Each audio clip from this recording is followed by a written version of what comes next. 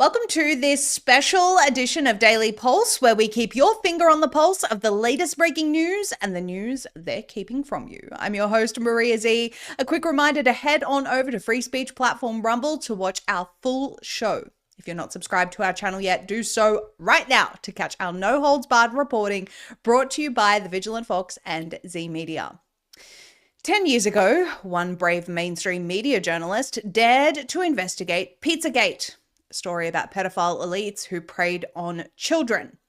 It was so inconceivable to the public that anyone who dared to touch it was often deemed insane, a conspiracy theorist, and all of the other labels associated with those who dare to peek behind the curtain of the system we're supposed to trust. That journalist is Ben Swan. He was subsequently shut out of his former corporate life, no longer an MSM anchor, smeared, slandered across multiple news outlets. But now that we've seen the Epstein files, people realize Ben was right.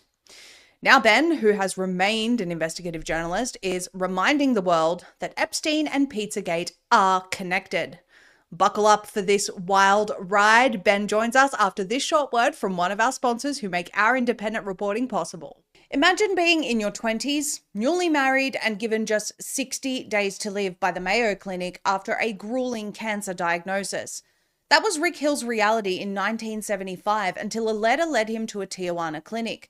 There, he embraced Laetrile B17 supplements, enzyme therapies, a raw organic diet, and detox protocols. Within just 3 weeks, Rick was off morphine, gaining strength, and today, in his 70s, he's been cancer-free for 50 years. His story, featured on the Daily Pulse, proves the power of natural alternatives. Now, thousands have followed suit. Richardson Nutritional Center's Laetrile B17 and enzyme therapies paired with organic produce kits and detox support from trusted retailers are transforming lives. Rick reports even people who are suffering from the shots are achieving the same results he did. To use the same protocol that saved Rick Hill's life and receive a free copy of his book, go to rncstore.com/pages/ricksbundle and use the discount code PULSE for an additional 10% off your first order. That link again is rncstore.com/pages/ricksbundle, and remember to use discount code PULSE for an additional 10% off your first order. Ben Swan, thank you so much for joining us today. We appreciate you being here. Glad to be here. Thank you, Maria. It's great to see you. Very much have been looking forward to this conversation. You've been vindicated after over a decade of telling the truth. For anyone who isn't familiar with your work, can you please tell our audience a little bit about yourself and your work over the years? Sure, absolutely. So I'm a broadcast journalist, investigative journalist, have been doing the journalism thing for over 25 years now. Started out as a news videographer, and then kind of worked my way up in the local stations to a morning anchor, a primetime anchor. Have been in Texas where I started out. I was in Ohio for a long time. A lot of people got to know me when I was working out of Cincinnati, Ohio, doing a segment called Reality Check there, and then eventually moved to CBS in Atlanta. That was my last corporate media stop because of a story I did called Pizzagate. We'll talk more about that, I'm sure, in a few minutes. But I've been doing it for a long time, and then have been an independent journalist off and on for the last 15 years, and really have been trying to figure out what that would look like. And it was after my last corporate gig that I said, nope, this is the only way to do it. I'm not going to be subjected to other people's controls and censorship anymore. And so have been working as an independent journalist ever since, and trying to put out good content and hopefully make the world a better place, at least a more informed place. That would be the goal. Well, that should be the goal of independent journalists. I personally really do appreciate your work. I've seen some of your work, particularly around Zelensky, which was really phenomenal, that series that you released, and I encourage people to watch it. I do want to obviously talk about Pizzagate and Epstein. This is, your reporting on this that got you into hot water many years ago has now again gone viral. And we should be paying attention to the people who looked into this from the beginning. So take us back to that time, Ben. What initially sparked your interest and what did you find? Yeah, absolutely. So at the time I was working for CBS in Atlanta. I was the primetime anchor there. And there was a story that was getting a lot of press, or not press, excuse me, but a lot of attention on Twitter. It was the #1 trending topic on Twitter for like 4 months, and it was called PizzaGate, right? And there was just a lot of people talking about it for months, and had been reaching out to me because at the time I had the largest social platform at the time of any local anchor in the country by a mile. We had over 500,000 people on our Facebook at the time, which was unprecedented. We were growing at the rate of about 11,000 people a day in terms of our growth. So it was pretty substantial. And I was known as a guy who would take on tough subjects. Years before, I had confronted Obama about his kill list, about the killing of American citizens without due process, about the Syrian civil war and funding Al-Qaeda in Syria. And so people knew me as somebody who would take on difficult subjects. And so a lot of my viewership was reaching out to me saying, hey, you got to talk about this PizzaGate thing. And I started to look at it, and honestly, I was like, this is too crazy. It's not real. I mean, it's claims that Hillary Clinton is eating children in the basement of a pizza parlor in Washington, D.C. It was nonsense. And so I just kind of ignored it. It was too crazy. And then while working at the CBS affiliate, all of a sudden we do a story one night about a guy who carries a rifle into a pizza place in Washington, D.C. and shoots it up because of a online conspiracy hoax called PizzaGate. And at that point, I read this story on the air because it was, it comes through the feed. So we have AP feeds and CNN feeds. And so it came through, and I read this story on air and was like, well, that's kind of crazy. Why would this person do this? And then the next night we're doing a story about that it's coming from CNN, talking about the fact that this whole PizzaGate conspiracy was created by Macedonian sheep farmers who were trying to prevent Hillary Clinton from being elected president. And I was like, now that's crazier than the stuff I've read online about PizzaGate. Like, that's total nonsense. So I'm like, well, then let me take that and actually take a look at it. Like, let's find out what this story is. And so I started investigating it, looking into it, reached out to people online and said, whatever you have on this, send it to me, right? And so they started sending me stuff and started looking at it. And it was bizarre. It was very strange. But the first thing I found was that, PizzaGate was trying to source it. Where does it come from? Where does it originate? And when you find out where it originates, well, it doesn't originate from a rumor. It doesn't originate from Macedonian sheep farmers. It originated with John Podesta's emails that his phone was left in a cab. Somebody gets a hold of that phone. They find out whose it is. They give it to WikiLeaks, and then WikiLeaks dumps 50,000 of his emails online. And so all PizzaGate began with were actual emails that were leaked or stolen and put online that belonged to John Podesta, who was Hillary Clinton's campaign manager and obviously had been in Washington circles for many, many years. Well, that's where it starts from. And then you say, okay, well, then how do we get into stuff about pizza? And you find out, well, within those emails, there are a bunch of emails within there that talk about pizza and talk about pizza related handkerchiefs and then maps on handkerchiefs. Well, that doesn't mean anything to me. The problem was grape juice. Yeah, well, grape juice I think is new. I don't even know if Podesta had grape juice in his. He might have, but it was bizarre stuff. And then there was a group of self-proclaimed, I'm not saying that they were right or wrong, but there was a group of self-proclaimed pedophiles on 4chan and 8chan, right? Which is where pedophiles apparently hang out and congregate and meet each other. At least they did in 2015, 16, and 17. And they were online, and they were the ones who flagged it, right? They said, hey, did anybody else notice that John Podesta has a bunch of words that he uses in his emails that are the same words we use as pedophiles to talk in code to each other? So as a journalist, my question is, well, is that true?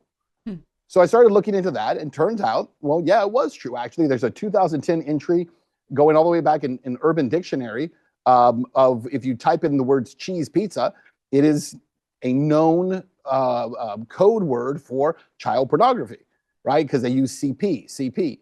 And so they'll say cheese pizza. And then there's hot dog, there's pizza slice, there's a whole bunch of words, right, that are used in this way.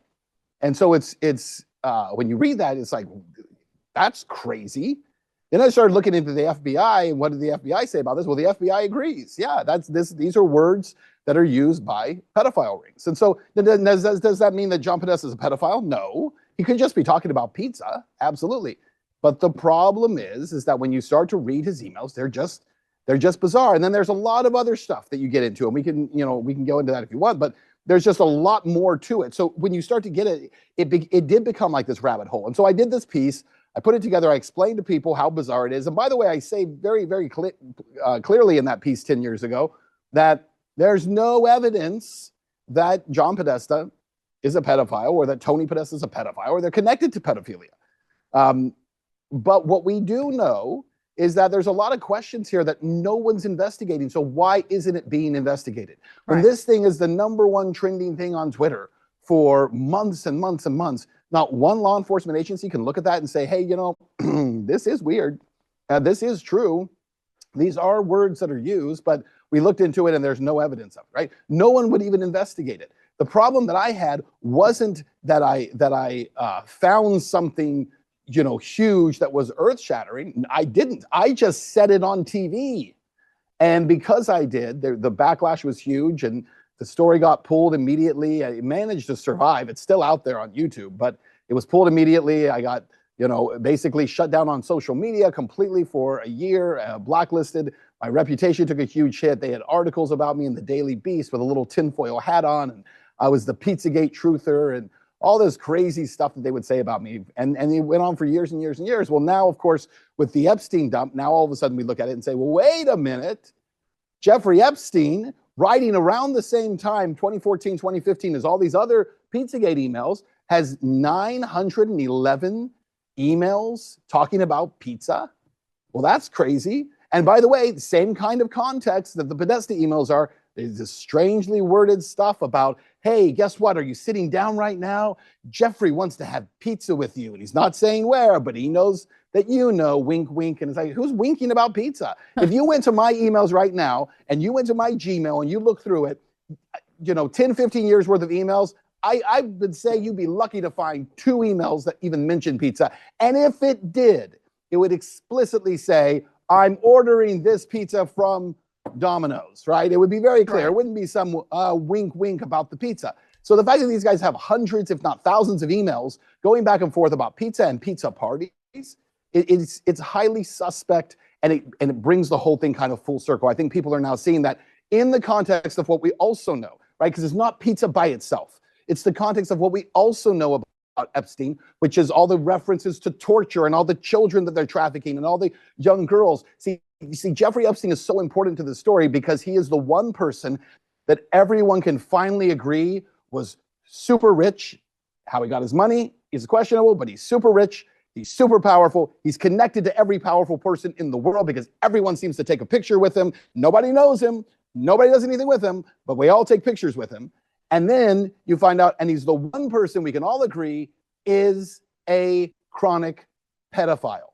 So because of that, it brings the whole thing finally where you say, maybe there is something to this story.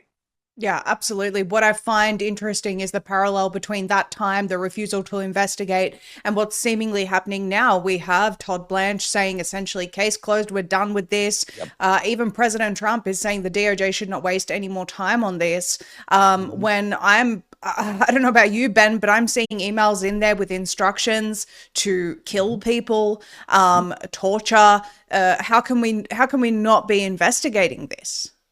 Well, that's exactly right. I mean, you're exactly right when you say there's all kinds of references to torture, and there's oh my gosh, Maria, there's so much here. I mean, we're working on a piece for tomorrow that we're going to release about the whole connection to Zelensky and the connection he has with Epstein, and what appears to be whole conversations about trafficking children out of Ukraine. Right, and that Zelensky wanted to work to take kids out of Ukraine. The funny thing about the way that so many of these people work, and the way the most corrupt people in the world work, is the very thing they accuse you of is the thing that they themselves are doing. And how much have we heard over the last 4 years about Russia stealing all these children going missing that the Russians took? Well, it turns out that we know that that's not even true, right? Melania Trump writes a letter, and Putin's like, here's the list. There's like 300 kids, and we found them all, and most were in Germany and some were in Russia, but this is where those kids are. Meanwhile, what we see in these emails is long conversations about the ability to utilize Zelensky to traffic kids out of Ukraine and to send them off so that Epstein has access to them. The fact that Epstein saw the 2014 coup going on in Ukraine as a great opportunity to take advantage of that chaos. And so we see this kind of playing out. And to your point, the DOJ saying they don't want to waste any more time, or Trump saying, no, let's not waste any more time. You know what the problem is with the story? They haven't wasted any time on it. They haven't done anything with it. I mean, just a few weeks ago, we were still hearing that there was no Epstein list. Yes, no, and no files. There's actually no files. There's no list. There's nothing. All we have is videos of child porn that Epstein was keeping. Downloaded. Yeah. And then all of a sudden, there's millions and millions of files, and and a huge delay on releasing them as well. And of course, we were told that the delay was due to, ensuring that we redact the victims' names. Now the victims have come out and said, actually, there's a lot of identifying information you've put out there about us that puts us in danger. Yet who has been redacted are people that are instructing Epstein to kill people. So, it's absolutely insane. What I want to ask you, Ben, because you've been looking at this for years, and it's so deep and dark.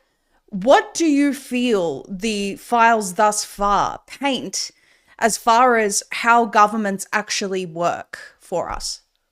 Well, I don't think they work for us at all. I think it's actually less, for me anyways, so far it's less about the files, because the files are exactly what we all knew were going to be in them. Yeah. I think for me, the thing that stands out is what you just described. It is the constant about face that was done to prevent this stuff from coming out. The fact that we have an attorney general who said there was nothing there, and then had said originally, though, she had a client list on her desk and it was going to come out. Then she said, there is no client list. There's no files that are coming out. It's not going to happen.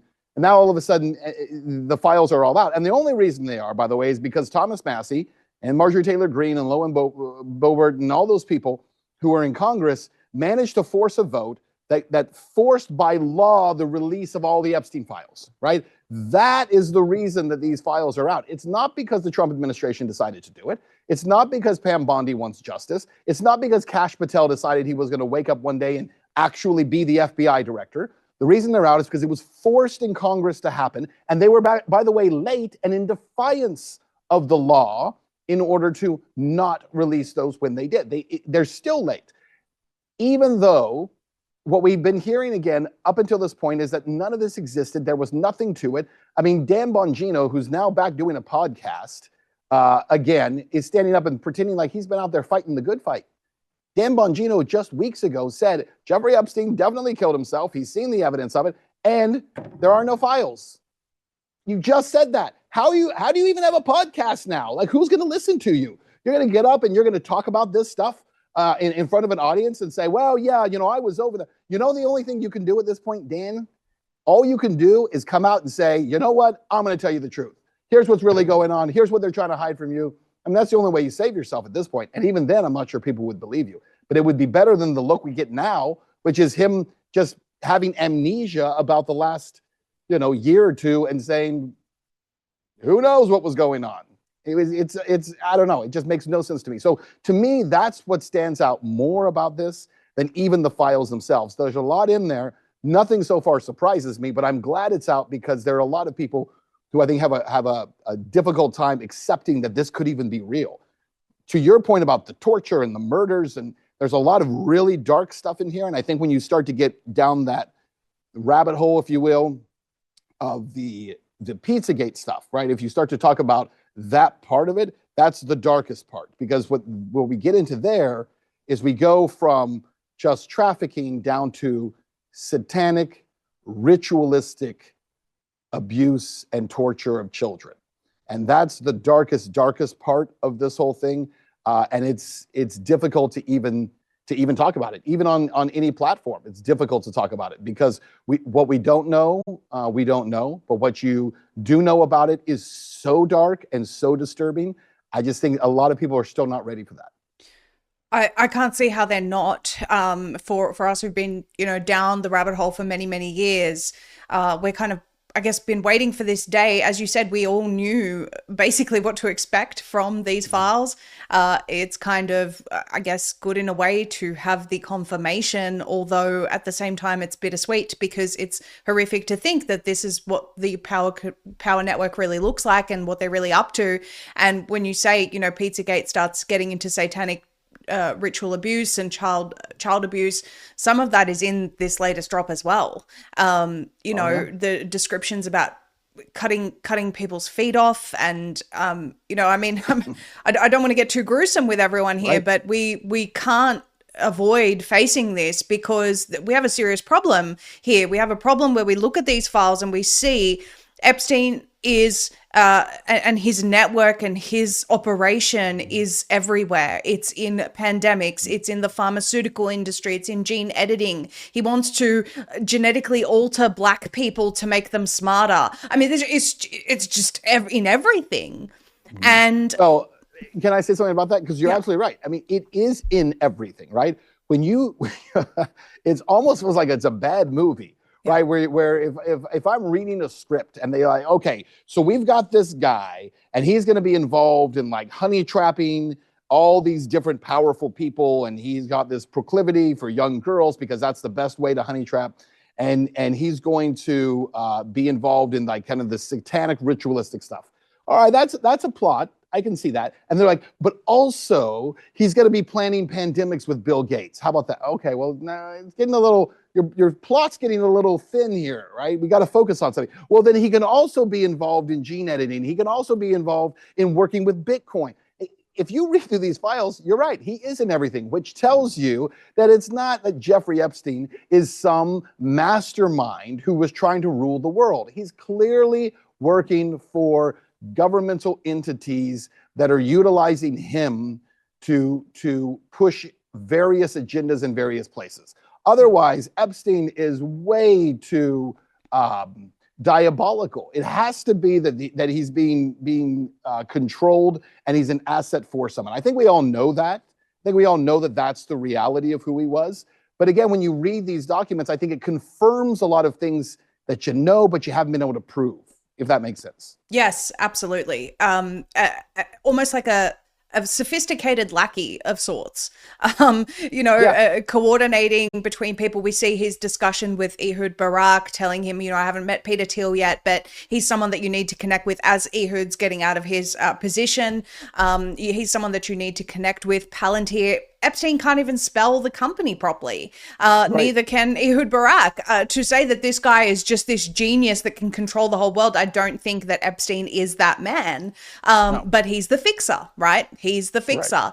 Right. And we then see a very interesting, there was one particular thing that came out between him and Peter Thiel, where he's saying that if we can cause a lot of, it's essentially discussing the grand plan to keep the US. This is obviously after they were initially acquainted. They must have some sort of a relationship at this point. This is a conversation happening in June of 2014, according to these emails, discussing the grand plan to keep the US isolated and keep the world a mess with lots of, quote, bad guys on different sides. Epstein tells Thiel that if they achieve this, they'll have to do less. And then you see Epstein saying Iraq, Iran, Libya, Syria, Palestine, Lebanon, Egypt, we would have to admit a strategy brilliantly executed. What do you make of all of that, Ben? Well, again, it goes back to what you were saying. The guy's a fixer, right? And so he is so geopolitically focused in areas that we've never seen before. I think what the majority of people will miss when they look at these files is they think we're just looking at a sex addict, right? He's obsessed with sex. It's all sex all the time. But if you look through these files, it's not, right? A lot of what Jeffrey Epstein was clearly doing was much less about sex, and it was much more about kind of controlling technology. It was controlling wars and geographical locations. It was dealing with companies like Palantir. It was connecting, as you said, with people like Peter Thiel. It's trying to figure out how to best work with Zelensky and how to make an opportunity out of Ukraine. Try to get the Muslim world to adopt a Sharia digital currency. Right. Like why are these things of interest to this guy while he is also, right, running his private sex island and flying, you know, former presidents and people all in powerful positions to this island constantly.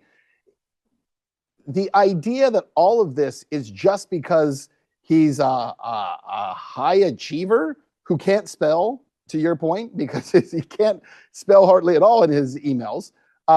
There's something else happening here. There's something else taking place, and I think we all know. Again, we know what it is. We know he's an asset of a government, and most likely the Israeli government. Right? That's what all the evidence points to. I'll just say it.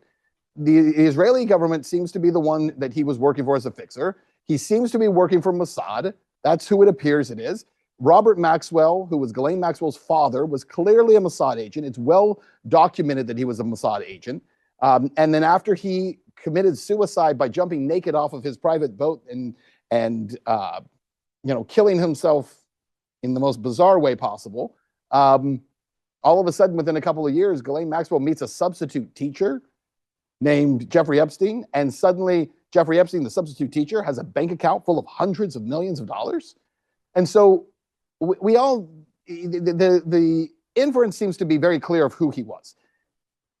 I think what really these files show us, though, is that the things in which he's being directed make much more sense to be coming from a nation state or a government of some kind than his own interests. Because again, some of this stuff is so bizarre, it doesn't really make sense.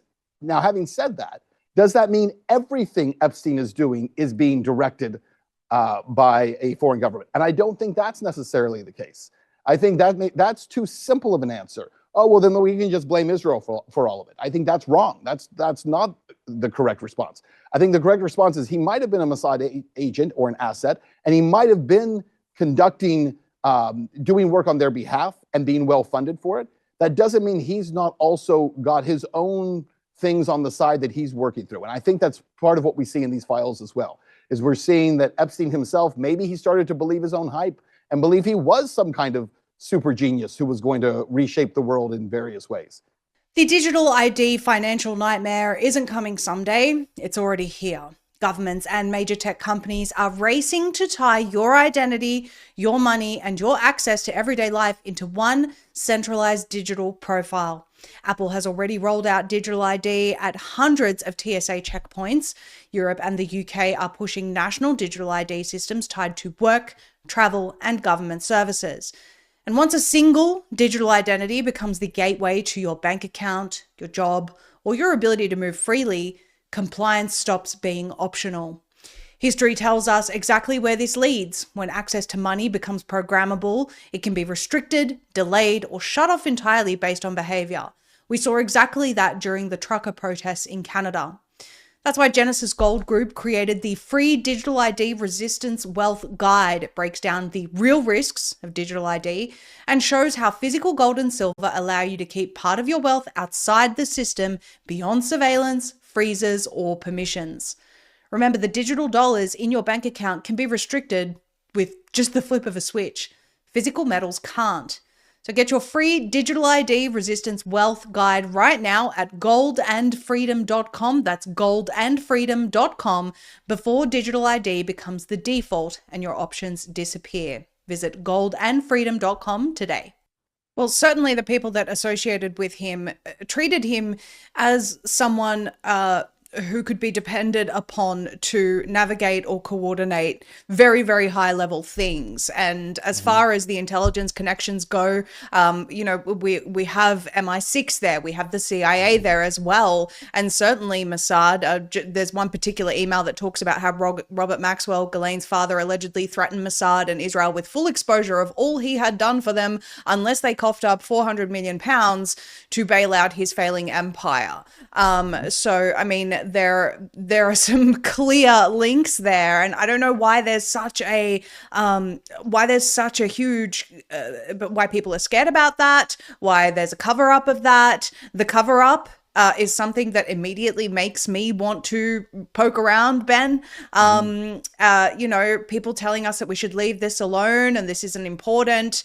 And yet it seems like this is, to me, the biggest story since I can't even remember something this huge, because we're talking about people at all levels of government. I even saw a list that Epstein had allegedly compiled of Australian politicians, where, it looked like a potential blackmail list. I mean, there's nowhere that he hasn't touched.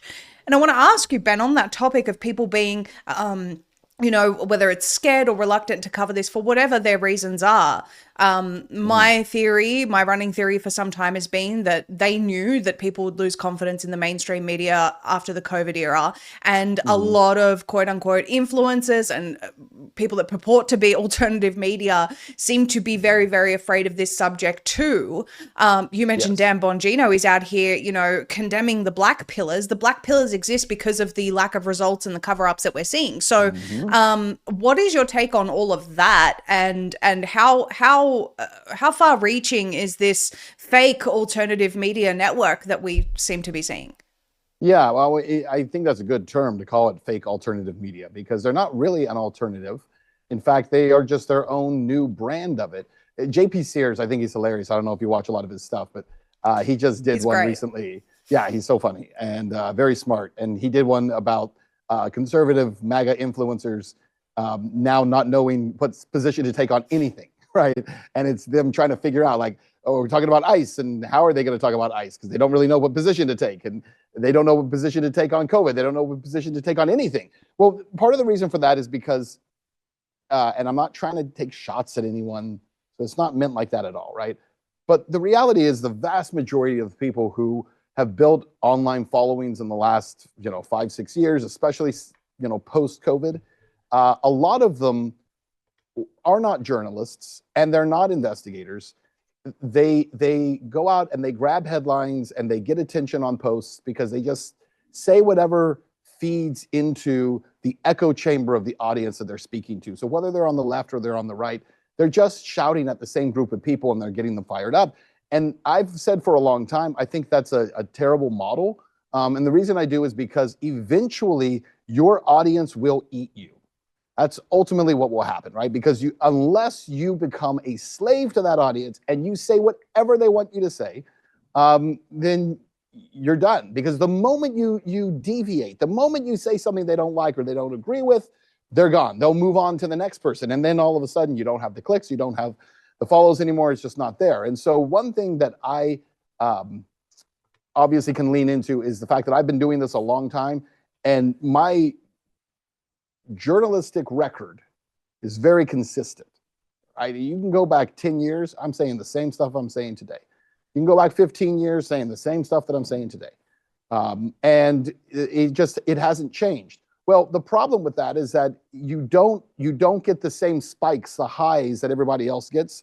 And you don't get to watch, taking advantage of that moment that everyone gets to do. And, all of a sudden there's something happening and they all jump out and get a lot of attention. And then, that viewership spikes and they're doing great. But then all of a sudden, when something like this happens, right, the Epstein files are out, to your point, maybe the biggest story of our lifetimes. And I feel like it's getting very little coverage from most of those, especially conservative influencers. A lot of them are avoiding it completely because they don't know what position to take. What position do you actually take? A few of them have finally latched onto the Bill Gates, Jeffrey Epstein connection and the discussion of pandemic planning. They love that one because safe, right? I can talk about that one. Nobody on the right likes Bill Gates, very safe. They don't like Jeffrey Epstein, very safe, and they hate pandemics. So, okay, we can talk about this one. So they'll talk about that. But everything else, they kind of want to avoid. And so I would say that the influencer crowd, and that's really what they are, they're influencers more than they are journalists. They, I think, would be in agreement with President Trump that they love for everyone to stop talking about the Epstein thing because they don't know how to talk about it because it doesn't necessarily fit into their narrative.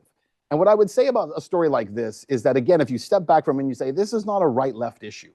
It's just not. This is an issue that is way beyond politics. And by the way, people from both sides of the political aisle are involved in it, and they're wrapped up in it.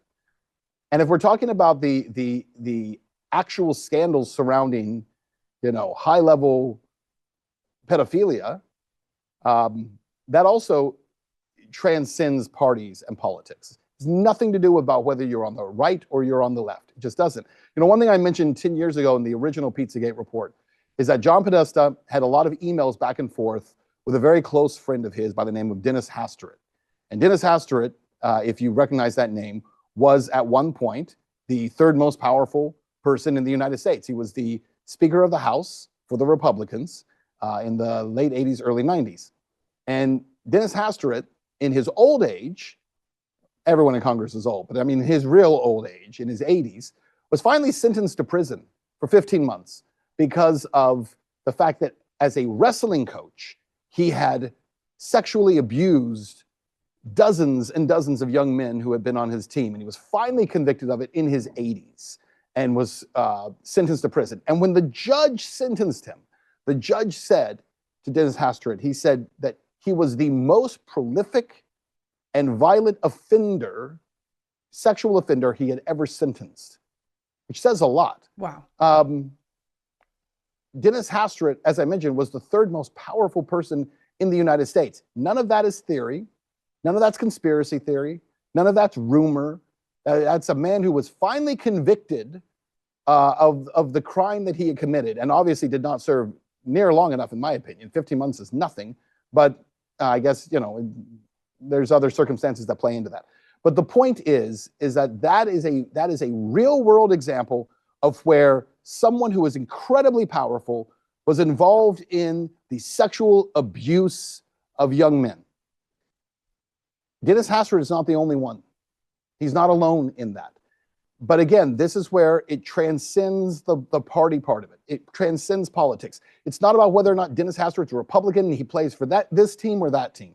And what we've done in recent years in our country is that we have adopted this team mentality. If you play for my team on the right, you can do whatever you want, and I'm going to go along with it. And it's actually even worse now. It's if you play on Trump's team. Yeah. If you're on Trump's team, Team Trump, you can do whatever you want, and we're going to say it's okay. And if you're on the left, we're going to demonize it, and vice versa. If you're on the left, you say, hey, if you're over here with us, we'll let you get away with whatever. Because who on the left is, even today, still calling out Bill Clinton and the fact that he is probably the most prolific sex offender ever to sit in the Oval Office. And yet no one's talking about him at all. On the left, but right, if you're on the right, they'll attack you. So I think that's part of the problem on the influencer side, is they just don't know how to play it because it's a team sport. It's not journalism. Well, I do want to ask you a couple more questions, and one of them is about that left-right. I find it to be a really serious problem. I find, especially of late, people just letting go of their principles. I think it's actually intensified, particularly over the last few months. People just completely letting go of their principles. All of a sudden, MAGA's not 2A. It's like, I don't know what's going on here, Ben. It's actually quite scary to see people flipping. It is quite insane. And for me, I think the anecdote, obviously, and perhaps, it's my journalism brain that thinks this way, where I just examine all the facts and remove emotion out of it and try to present a situation as balanced as possible. I think that kind of helps me in my everyday life as well.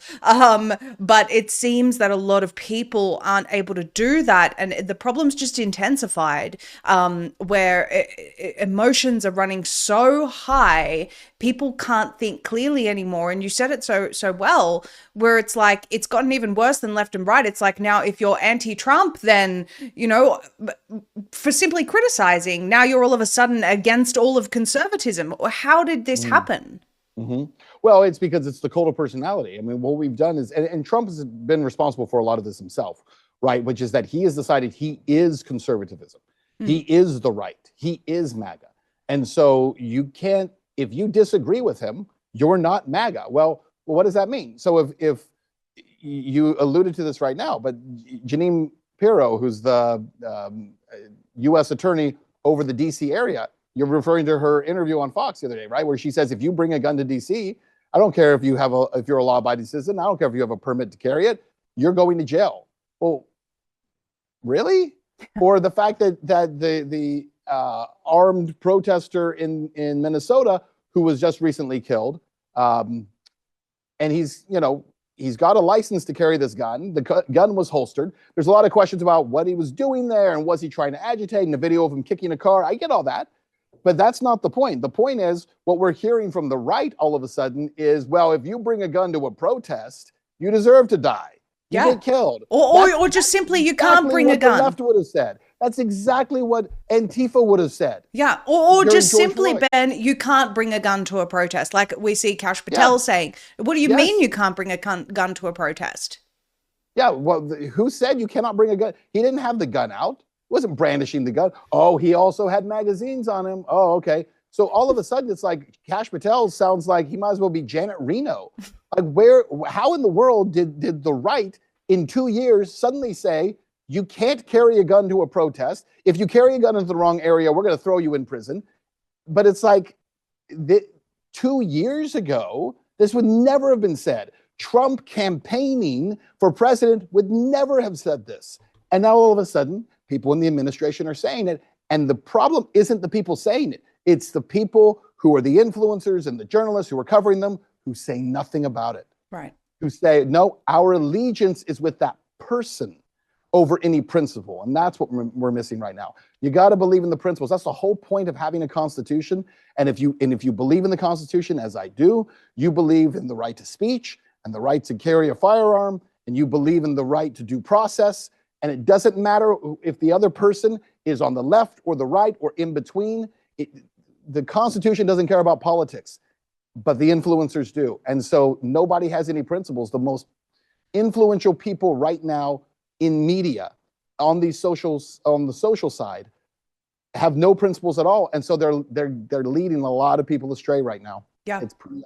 Yeah, you're absolutely right. On the topic of speech, because you just brought it up, we've seen a lot of alarming statements as well, particularly after the tragic assassination of Charlie Kirk. Pam Bondi coming out talking about hate speech, President Trump floating hate speech. We now have in Miami Beach residents being visited by the police because they said something mean about a mayor in relation to Israel. Very concerning UK style, statements and behavior happening here. Yeah. And I wanted to ask you, do you think that, because the internet's not letting this Epstein thing go, it's not going away. It's absolutely not. Do you think that this may be something that they use as an excuse to start trying to control speech? Well, I think I don't think they'll use this as the reason to do it, but they'll look for any reason to do it. And to your point, when Charlie Kirk dies and someone laughs at him and Pam Bondi's like, we're going to go after you. Going to go after people for laughing at Charlie Kirk for dying because oh well, not all speech is permitted. Again, like if we wanted that, MAGA would have voted for the Harris Walz campaign. If this is what you wanted, was a anti-2A, anti-free speech censorship regime, that's what you would have gone for. And again, I don't even think a lot of this stuff, and now I'm going to sound like an apologist, I don't even think a lot of this stuff is Trump. I just think these are the wrong people in these positions. Like, someone needs to tell Kash Patel to blink, stop it with that crazy stare, and become a conservative or get out of that spot. Dan Bongino, thanks for going back to your podcast, buddy. Get out of office because you shouldn't be there. You're not qualified to be there. Where is Matt Gaetz? Put him in there and get Pam Bondi out so we can have a real attorney general. I mean, that's what you need. Is you need principled people. And that's why I also dislike the fact that Trump hates Thomas Massie so much, because he's the most principled guy in Congress, period. Doesn't matter what anybody else says. That's it. He is the guy. He's not going to lose his race despite all the money they're pouring in against him. He's going to win because he's principled. And that's what the American people need, is we need principled leaders and principled administrations. And that's what we need to have. I agree with you. And I want to really end on this. We see Trump attacking Massie very relentlessly. We find out that from Massie, he says some of the people funding this multi-million-dollar campaign against him are actually found in the Epstein files, associates of Epstein. And I find it very disturbing that Trump is attacking Massie like this. His voting record is actually, pretty much most of the time voting with Trump. So when you look at the people that are attacking him and who President Trump is choosing to side with at the moment, the cover-up that's ensued, all of the people that were involved in trying to stop these Epstein files from coming out, it paints a very, very disturbing picture, Ben. And I just want to know where you think the country goes from here. Yeah, people want principled people. They may be looking to JD Vance. JD Vance has a lot of Peter Thiel links. So, I mean, where does the country go from here? Well, I think, MAGA's dead in terms of the coalition that made up MAGA for 2024. What am I talking about? 2024. That coalition's gone, right? Because it was made up of a lot of independents. A lot of those people are out. It was made up of a lot of libertarians. They're all out. And then on the conservative side, the neocons have kind of taken it over for the most part. And so it's kind of just become the new neocon party. So who picks it up from there? I think the best thing that happens is you get a strong primary on the Republican side, and you bring out a lot of people, because I don't think JD Vance is guaranteed anything. I don't think Marco Rubio is guaranteed anything. I don't think it'll necessarily even be someone within the administration. I think there's a lot of room there. On the left, we'll see what happens. I think the problem that the left will have is that they'll want their own version of Donald Trump. So whether it's an AOC or somebody who's super hyper aggressive, might galvanize their base. But I just don't think the public necessarily wants like someone on the left who's foaming at the mouth. I think they'd rather a Joe Biden who can't find the Easter Bunny and find his way off of the stage. So who knows? Who knows what will actually happen? But I think I guess maybe bring it full circle with this. So the thing about the PizzaGate story is it took 10 years from when I first reported it to being able to really say, hey, this stuff is all absolutely real, right? It takes 10 years. And a lot of people have been texting me over the last couple of days just saying, hey, you were finally vindicated. A lot of people I used to work with too, who thought I was a crazy person, saying, hey, you were right. And what I would tell them is, first of all, vindication means nothing. What matters is justice. And so hopefully something actually comes of it, because the story's not about me. It's about the victims, right, of these pedophiles and these elites. Yeah. But truth has a long arc to it. And I think the thing about whether it's in politics or it's in media or anything else, there is a long arc to truth. And I hope that what will happen in terms of kind of the political future of the country is that ultimately the principles that guide us won't be affected by which influencer is hot today, which politician screams the loudest today, but that people will find their way back to kind of the principles that guide us. And that's what I'm hoping will happen. What that shape or form takes in the next couple of years, who knows? I certainly do not have a crystal ball. I have no idea what it will look like. But I do believe that as long as those of us who are in media trying to do it the right way, meaning trying to stay true to principles, if we'll keep doing our job, we can help to guide it, at least in some form. We can help to guide it, because that's what I think the country needs, is it needs principled people, whether they're in media or they're in politics or they're just at home with their families, to be principled in what they do and to stay focused on the bigger picture of what our story looks like rather than on whatever's hot for the moment. Couldn't agree with you more. Fantastic closing statement. One of those principled people is Ben. If you haven't noticed, you can follow him on X at @BenSwan_. Please let people know where else they can find you, as well as your bombshell series on Zelensky, which everyone needs to see. Yeah, absolutely. So you can check that out at truthandmedia.com. And also on X, again, you can watch all of these things. BenSwan_, Instagram as well. BenSwan_. Easiest way to find that content. Really appreciate your time, Ben. Thank you so much for joining us. I'm sure we'll speak again. Thank you, Maria. Are you protected in a world where threats of EMPs, solar flares, 5G, and all types of EMF are interfering with our very existence? Escape the grid with Escape Zone, bringing you the highest quality Faraday technology for ultimate preparedness. Choose when and where your devices are detectable. Faraday bags protect you from EMPs, car theft, card and device skimming, identity theft, tracking, Bluetooth, and GPS. Choose from premium mobile Faraday bags, crossbody bags, laptop bags, and even women's handbags, or opt for the optimum protection with a ballistic backpack, combining cutting-edge Faraday technology with a ballistic 3A Kevlar for the ultimate protection and preparedness. Now you can also protect from EMF with their top-notch EMF beanies and blankets, shielding you from some of the most harmful frequencies in our environment. Whatever your needs are, Escape Zone has you covered, and their range is perfect for personal use, family use, or even as a gift for someone you truly care about. Visit escapezone.com/pulse and protect you and your loved ones today. That's escapezone.com/pulse. We want to thank you all for tuning in tonight and really just echo what Ben said there. This isn't about vindication. This is about justice, and the way that we get to justice is through telling the truth. If you appreciate our journalism and the fact that we always aim to tell you the truth, please make sure to subscribe to our Rumble channel. Give it a follow.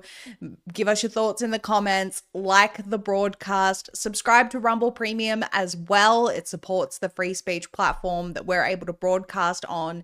And you can also support us by supporting our sponsors. They are the ones that help us to continue doing what we do. And we've personally selected people that actually care about your future and humanity, and supporting them supports us. So make sure to visit their links in the description below. We will continue to cover this insane story of a generation, probably our entire lives, as more comes out. You can be sure we are not going to shy away from this. We will see you tomorrow night at 7 p.m. Eastern. Good night.